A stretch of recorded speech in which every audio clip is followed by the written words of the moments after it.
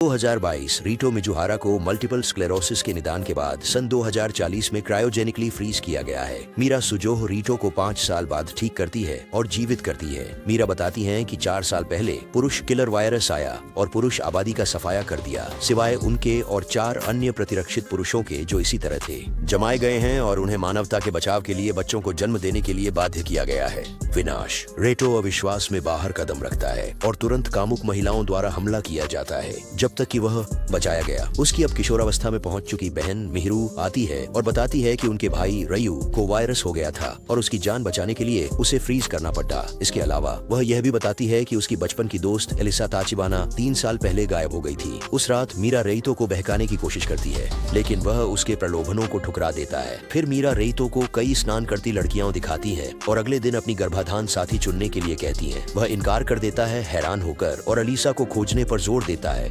केवल वही महिला जिसके साथ वह बच्चे चाहता है। मीरा सहमत हो जाती है, लेकिन कहती है कि जब तक अलीसा को पकड़ा नहीं जाता वह हर रात उसके कमरे में एक अलग लड़की भेजेगी। क्योंकि हिनो उनमें से एक प्रतिरक्षित पुरुष अपने नए जीवन का आनंद लेता है और अभिनेत्री रीना कितायामा के साथ सोता है। रेइतो, माहिरू और मीरा के साथ भोजन करने के बाद रेइतो की हिनो से मुलाकात होती है, जो उसकी झिझक का मजाक उड़ाता है। बाद में शॉवर में अकीने ryuzoji रीटो पर घात लगाता है और उसे बहकाने की कोशिश करता है, लेकिन वह बेहोश हो जाता है और उसे उसके कमरे में ले जाया जाता है। फिर वह अकाने और सुई यामादा के साथ परंपरागत रूप से सोता है, हालांकि अनिच्छा से। अगले दिन रीतो, मीरा, अकाने और सुई अलीसा की पुरानी प्रयोगशाला में सुराग ढूंढ रहे हैं जब उन पर एक भागा हुआ भालू हमला करता है। दूसरी ओर सुई उसे खत्म कर देती है। जब रीतो को पता चलता है कि अलीसा एम के वायरस का इलाज ढूंढने पर काम कर रही है, तो वह उसका काम पूरा करने का फैसला करता है और अपने मिशन को बताने के लिए समाचार में दिखाई देता है। महिरू की फटकार के बाद रीतो को अलीसा के पुराने टेडी बियर के अंदर एक टेप किया हुआ संदेश मिलता है, जिसमें वह बताती है कि एम के वायरस एक मानव निर्मित जैविक हथियार है। वह मीरा को स्वीकार करता है कि वह अलीसा की तरह दिखती है और नहीं करने के लिए माफी मांगता है।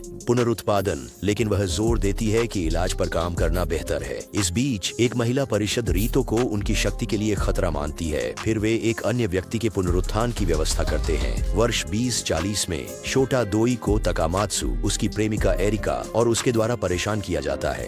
अपने गैंग में उसकी बहन मायू और उसकी शिक्षिका युजुकी हान्यू ही उसके साथी हैं। वह एक बीमारी से ग्रसित हो जाता है और चलने फिरने में असमर्थ हो जाता है। उसकी क्लास के सहपाठी उसकी अलविदा स्पीच को अनदेखा करके चले जाने पर वह नाराज हो जाता है। 5 साल बाद वह ठीक हो जाता है और करेन कामिया द्वारा फिर से जीवित किया जाता है, जो उसे एम के वायरस और मायू के गायब होने के बारे में बताती है। वह अपने पुराने स्कूल लौटता है और उसे फिर से परिचित कराया जाता है। युजुकी, जो उसे लुभाती है, वह अन्य लड़कियों के प्रति भावनाएं विकसित करना शुरू करता है, लेकिन एक भटकती वॉलीबॉल से घायल हो जाता है। युजुकी उसका इलाज करती है और उसे फिर से लुभाती है, इस तथ्य के बावजूद कि वे हमेशा एक दूसरे से प्रेम करते हैं। बाद में करेन अपने वरिष्ठों को रिपोर्ट करती है, जो पूछते हैं कि पुराना स्कूल क्यों फिर से खोला गया था। वह दावा करती है कि शोटा और लड़कियां हिनो से अनजान हैं, और रीतो, वे मानते हैं कि शोता पृथ्वी पर आखिरी आदमी है, इसलिए वे उन्हें अपनी वैश्विक कब्जे की योजना में प्यादा बनाना चाहते हैं। कथानक। हर दिन शोता युजुकी के साथ सो रहा है। एक हफ्ते बाद करेन उसे स्विमिंग क्लास में ले जाती है। बाद में नत्सुआ किजो को उसका रूममेट बनाया जाता है। जब शोता ने उसे कपड़े पहनाने में मदद की तो वह स्वीकार करती है कि उसके पिता ने उसका विवाह एक बहुत बड़े आदमी से तय कर दिया था, जब तक कि उन्हें एम के वायरस ने नहीं मार दिया। उसके बाद वह उसे फुसलाती है।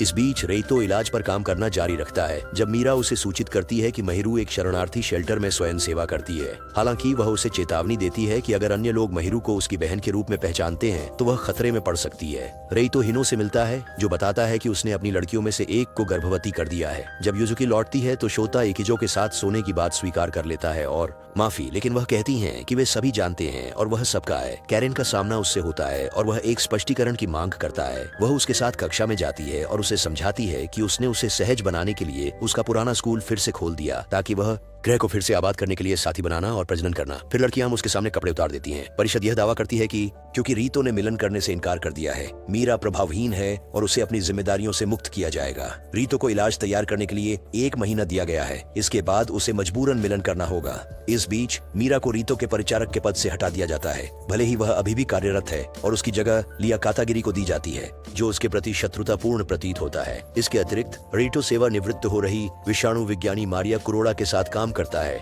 इसके बाद समूह केमन शहर MK वायरस के केंद्र तक जाता है ताकि तानिगुची का इंटरव्यू कर सके। वायरस के पहले शिकार की अस्पताल में भर्ती विधवा रेइतो अनिच्छा से लड़कियों के साथ गर्म झरने में स्नान करता है। तानिगुची सहयोग करने से इनकार करता है, रेइतो की असमर्थता का मजाक उड़ाते हुए। जब वे चले जाते हैं तो यह पता चलता है कि तानिगुची अलिसा के संपर्क में रही है और हैरान है कि अलिसा चुप क्यों है। एक होटल के सोना में एक अमेरिकी महिला नामक क्लो रिइतो को बहकाने की कोशिश करती है और उसे किस करने के लिए धोखा देती है। जैसे ही अन्य मेहमान पहुंच जाती हैं, जिससे वे नाराज हो जाती हैं। बाद में मीरा तानिगुची से रेइतो की इज्जत के बारे में बात करती है और उसे जो कुछ वह जानती है उसे साझा करने के लिए मना लेती है। हालांकि कोई व्यक्ति घुसपैठ करता है और उसके IV में जहर मिला देता है। ट्यूब ने उसे गंभीर रूप से घायल कर दिया।